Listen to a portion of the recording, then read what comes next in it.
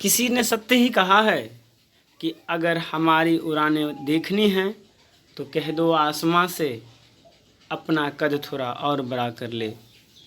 मेरे प्यारे बच्चों, मेहनत करने पर कठिन से कठिन समस्या भी चुटकी में हल हो जाता है, क्योंकि यदि आप इम्पॉसिबल शब्द को गौर से देखेंगे तो वे अपने आप में कहता है आई एम पॉसिबल। क्या कहता है? I am possible. तो चलिए, इसी जज्बा और जुनून के साथ आज हम आप लोगों के लिए लेकर आए हैं क्लास 12 के भौतिक विज्ञान से संबंधित कुछ महत्वपूर्ण वस्तुनिष्ठ प्रश्न। इस वीडियो सेशन में हम लोग विद्युत धारा से संबंधित महत्वपूर्ण वस्तुनिष्ठ प्रश्न पर बातचीत करेंगे और ये हमारा विद्युत धारा का पार्ट 2 होगा। तो चलिए बिना देरी किए शुरू करते हैं अपनी इस पाठशाला को। हमने अपने पिछले वीडियो में विद्युत धारा से संबंधित 21 वस्तुनिष्ठ प्रश्न का डिस्कस किया था। आज की सेशन में हम लोग 22 नंबर प्रश्न शुरू करने जा रहे हैं।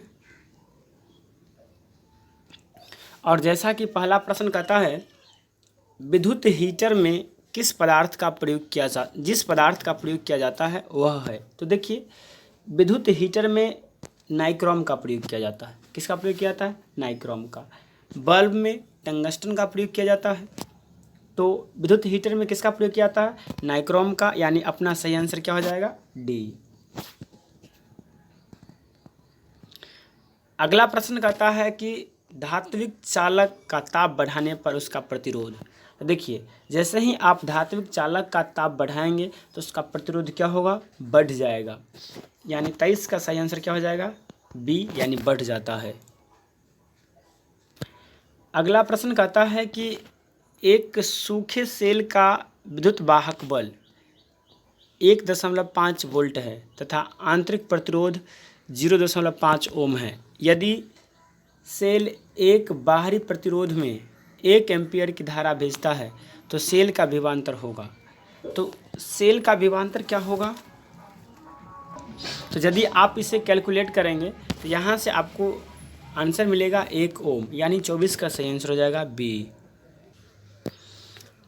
25 नंबर प्रश्न कहता है कि 60 वाट तथा 40 वाट के दो बल्ब यदि श्रेणी क्रम में जोड़ा जाए तो उसकी सम्मिलित शक्ति होगी। तो उसका सम्मिलित शक्ति क्या हो जाएगा? 24 वाट हो जाएगा। यानी 1/60 और जोड़ 1/40 करेंगे और यदि आप इसे पलटेंगे तो आपको 24 मिल जाएगा। अगला कहता है कि विद्युत परिपथ की शक्ति होती है। तो विद्युत परिपथ की शक्ति होती है V/R, V²/R। यानी 26 का सही आंसर हो जाएगा सी।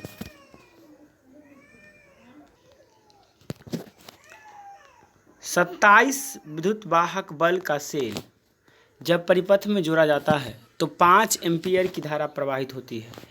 इसका आंतरिक प्रतिरोध ओम में होगा। ऑप्शन ए में है 0.4, ऑप्शन बी में है 10, ऑप्शन सी में है 2.5 और ऑप्शन डी में है 7। तो इसका सही आंसर हो जाएगा ए, यानी 0.4। अगला प्रश्न कहता है कि एक तार की लंबाई को खींचकर दोगुनी कर दी जाए। यदि खींचने के पूर्व तार का प्रतिरोध R है तो खींचने के बाद इसका प्रतिरोध क्या हो जाएगा? तो देखिए, अगर आप तार की लंबाई को दोगुना करेंगे तो प्रतिरोध 4 गुना हो जाएगा। यानी इसका सही आंसर हो जाएगा ए। अगला 29 नंबर प्रश्न एक ऐसा प्रश्न है जिसका आंसर लगभग सभी आदमी जानते होंगे और यह लगभग हर बार पूछे जाने वाला प्रश्न है। कहता है कि 1 फैराडे बराबर होता है। तो सब आदमी जानते होंगे 1 फैराडे बराबर होता है 96,500 कूलम। यानी 29 का सही आंसर हो जाएगा बी। 30 नंबर प्रश्न कहता है कि किरचॉफ के नियम निम्नलिखित में किसका परिमाण है? किरचॉफ का नियम निम्नलिखित में से किसका परिमाण है? तो यह जो है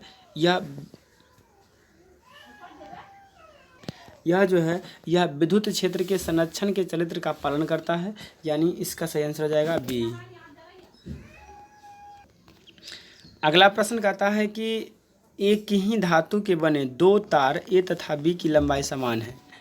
ए का व्यास बी के व्यास से दोगुना है ए की परिपथ, ए की प्रतिरोध बी की प्रतिरोध में कितना होगा? ऑप्शन ए बराबर, बराबर तो होगा नहीं क्योंकि इसका व्यास जो है 2 गुना है। ऑप्शन बी में है 4 गुना 2 गुना और ऑप्शन डी में है आधा। तो देखिए व्यास को 2 गुना कर दिए हैं तो उसका एरिया जो हो जाएगा वह 4 गुना हो जाएगा, यानी इसका सही आंसर हो जाएगा चौथाई हो जाएगा, यानी इसका सही आंसर हो जाएगा डी। 32 नंबर प्रश्न कहता है कि किसी चालक में प्रवाहित धारा होता है, तो चालक में प्रवाहित धारा का मान होता है NeAVD, यानी 32 का सही आंसर होगा ए। 33 नंबर प्रश्न कहता है कि 12 ओम प्रतिरोध का एक तार एक वृत्त के रूप में मोड़ा जाता है, व्यास के किनारे के बीच प्रतिरोध होगा।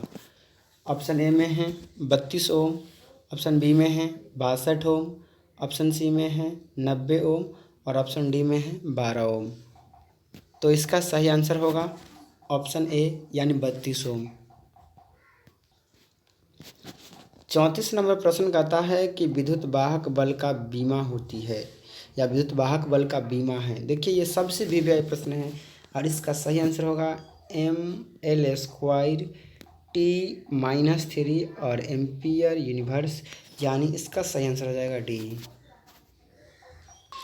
अगला प्रश्न कहता है कि विद्युत विभव की बीमा होती है, तो विद्युत विभव की जो बीमा होती है वह होता है ml² T-3 A यूनिवर्स, यानी विद्युत वाहक बल की बीमा के ही बराबर होता है।